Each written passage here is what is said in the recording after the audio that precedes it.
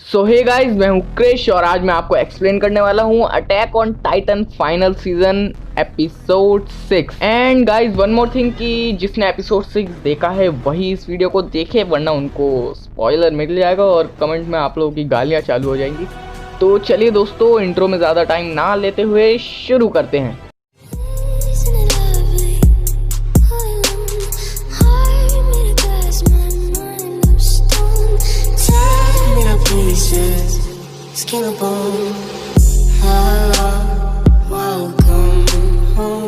So guys episode शुरू होता है विली के घर से, जहाँ पे वो अपने बच्चे और अपनी फैमिली से अलविदा ले रहा होता है और इवेंट की ओर चल देता है। उस सफर में कमांडर मैगोल्थ विली को बताते हैं कि पैराडाइज के डेविल यानी कि मेर्लिन आ चुके हैं और वो हमारे बीच ही हैं। वो कहता है कि अगर आप स्टेज पे गए तो आप पे हमला हो सकता है और अगर ऐसा हुआ तो हम आपको बचा नहीं पाएंगे और इस मिशन में बहुत सारे सिविलियंस यानी कि मासूम इंसानों की जान भी चली जाएगी। तो इस बात पे विली कहता है कि इस मिशन में ज्यादातर एल्डिंस ही मरेंगे और अगर उन्हें वर्ल्ड का सपोर्ट चाहिए तो उन्हें मरना ही होगा। इस बात पे मैगोल्थ कहते हैं कि पैराडाइज आइलैंड के लोग डेविल्स हैं पर मेर्ली के लोग भी डेविल्स ही हैं। Then guys we are back to the scene जहाँ पे एरन ने विली को स्टेज पे खा लिया था एंड सब लोग एरन को अचानक से देख के डर गए थे। एंड गाइस जोफिया के ऊपर बिल्डिंग का टुकड़ा गिर जाने की वजह से उसकी मौत हो जाती है एंड सारी भीड़ पागलों की तरह एरन से डर के इधर उधर भागने लग जाती है और वो भीड़ ऊडो को कुचल देती है और फिर एरन वहां कूद कर चला जाता है जहाँ पे मिलिट्री जनरल्स बैठे होते हैं और सबको मार देता है। और फिर हमें विली की सिस्टर देखने को मिलती है जो कि कहती है कि विली, तुमने अपना काम पूरा कर दिया। और फिर वो वॉर हैमर टाइटन बन जाती है, बट उसके ट्रांसफॉर्मेशन के बीच ही एरन उसके मुंह पे एक मुक्का मार देता है और उसके गिर जाने के बाद उस पे लगातार हमले ही करता रहता है। उसे देखकर मिलिट्री भी काफी घबरा जाती है और इसी बीच कमांडर मैगोथ कहते हैं कि देखकर ऐसा लगता है कि एरन जैगर यहाँ खुद आ चुका है और अब हमें पैराडाइज आइलैंड जाने की जरूरत भी नहीं है क्योंकि जंग यहीं होगी।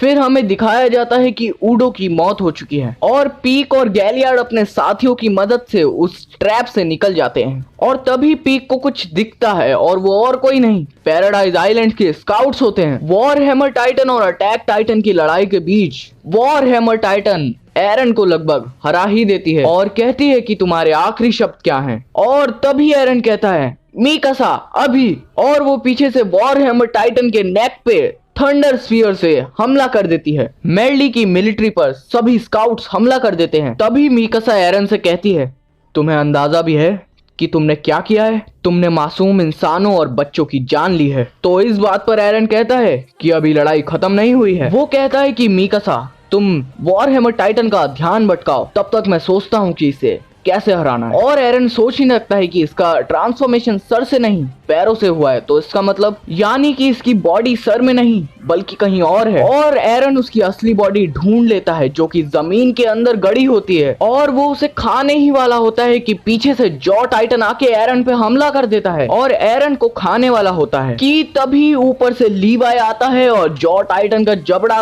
तोड़ देता है और वो एरन को इस वजह से नहीं खा पाता। वो लीवाई की तरफ देखता है और कहता है कि क्या ये एक एकरमैन है? तभी सारे स्काउट जॉ टाइटन की तरफ बढ़ जाते हैं। उन्हें देखकर जॉ टाइटन काफी घबरा जाता है। आखिर ये आम इंसान मुझसे कैसे लड़ सकते हैं? मैं एक टाइटन हूँ। ये लोग सच में पैराडाइज के डेविल हैं।